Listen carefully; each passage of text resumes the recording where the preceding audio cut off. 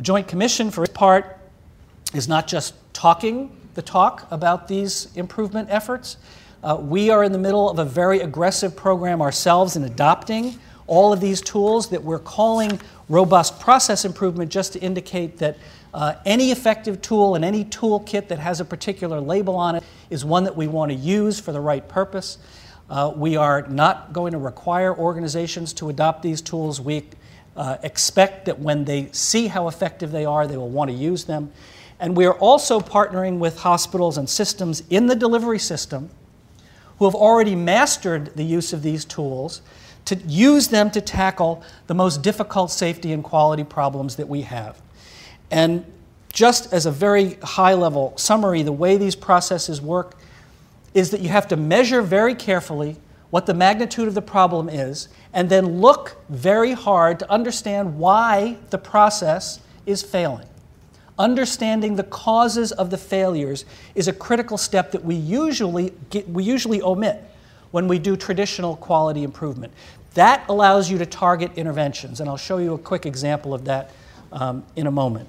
Our job at the Joint Commission is to take the learnings from this work that we're doing with a small number of hospitals and systems that know how to use these tools and translate it so the other 95+% of organizations can make use of this learning without having the expertise to actually create the solutions themselves.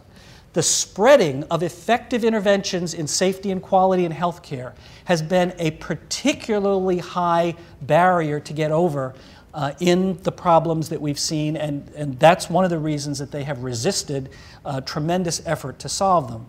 We have created a new part of the Joint Commission to house this activity called the Center for Transforming Healthcare. Transforming to high reliability is the goal. And this is where we come together with organizations in order to create these solutions. Now, one of the gratifying things that I have found as I've traveled across the country is that this effort responds directly to what our customers, particularly hospitals, but not limited to hospitals, are telling us they want from the Joint Commission. They're tired of just hearing about the problems from the Joint Commission. And they're asking us, okay, we get it, we understand, we want to solve these problems, but for goodness sake, start telling us how to solve them. We are raising outside funding support for this effort. We're up to about $18 million. We are partnering with industry. I'm delighted that GE Healthcare is one of those major donors, so that we can achieve the goal of not having to charge hospitals and other organizations to recover our research and development costs, so that cost will not be a barrier to the spread of these effective interventions.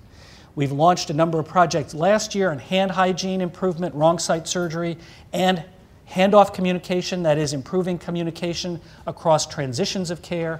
This year we're working on surgical site infection and preventable hospitalizations. The center was announced publicly to great reception last fall. These are the initial 16 hospitals and systems that we are working with because, as I said, they've mastered these tools of robust process improvement, and we don't have to do these projects and train anybody. So these projects are conducted on business timeframes to arrive at the solutions that we then translate for the rest of the delivery system.